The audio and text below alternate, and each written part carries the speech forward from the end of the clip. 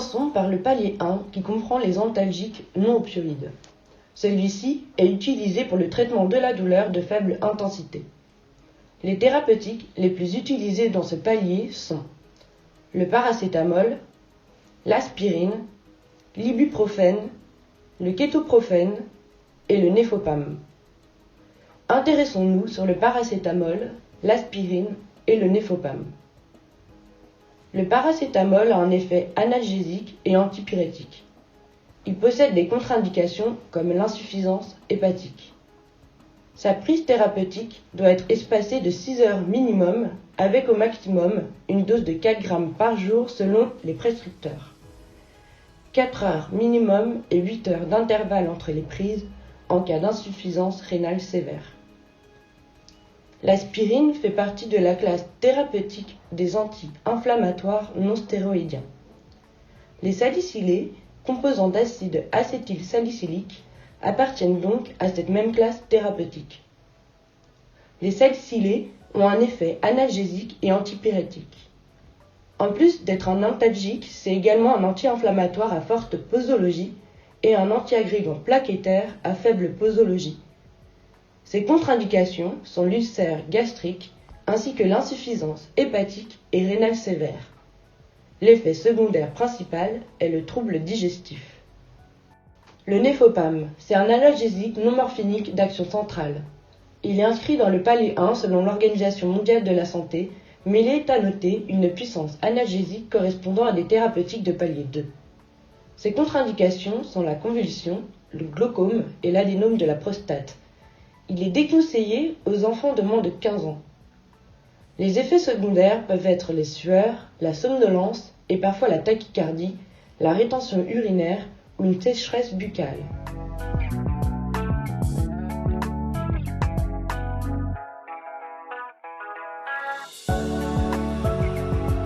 Le palier 2 correspond aux antalgiques opioïdes faibles comme la codéine.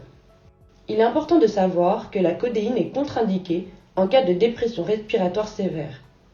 Celle-ci peut entraîner une dyspnée, une hypotension orthostatique, une sédation, une confusion mentale, des vertiges, voire des hallucinations.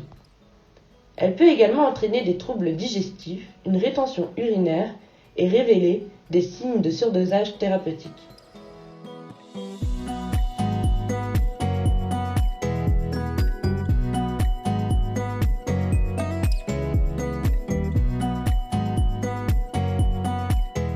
Les antalgiques de palier 3 regroupent les opioïdes dits forts ou majeurs. Il s'agit de la morphine et des substances apparentées comme l'hydromorphone, la buprenorphine, la nalbuphine et le fentanyl. La morphine est la principale alcaloïde du pavot. Elle a des vertus antalgiques et est administrée sous différentes formes. Sa posologie initiale chez l'adulte est de 10 mg toutes les 4 heures. Elle possède un antidote, la naloxone. L'hydromorphone a une durée d'action de 12 heures et est indiquée lorsque les douleurs intenses ne sont pas soulagées par la morphine ou lorsque celle-ci est mal tolérée.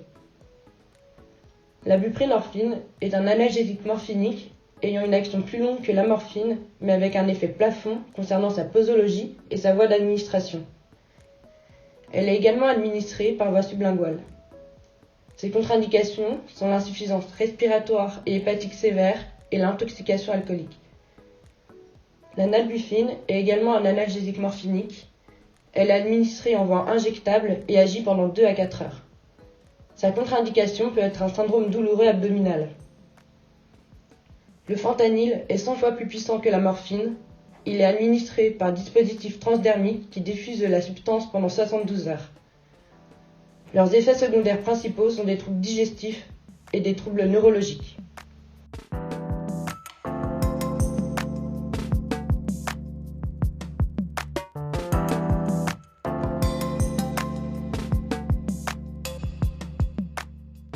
Avant le soin, mon rôle infirmier est d'observer et écouter la douleur du patient, pratiquer le toucher quand cela est nécessaire, limiter l'anxiété et anticiper le traitement médicamenteux et pertinent dans la prise en charge de la douleur. Informer le patient sur notre action de prévention ou d'action contre la douleur et l'anxiété, ici tient la place du rôle propre de l'infirmier. Pendant le soin, mon rôle est de renforcer la relation thérapeutique et exercer la recherche de la contribution du patient, favoriser l'organisation du soin pour rendre l'environnement moins agressif, satisfaire les besoins fondamentaux de notre patient, utiliser et mettre en œuvre la relaxation, la distraction, le toucher, le massage, l'hypnose ou encore la musicothérapie. La prise thérapeutique médicamenteuse ou prémédicamenteuse à visée antalgique fait partie du rôle prescrit de l'infirmier.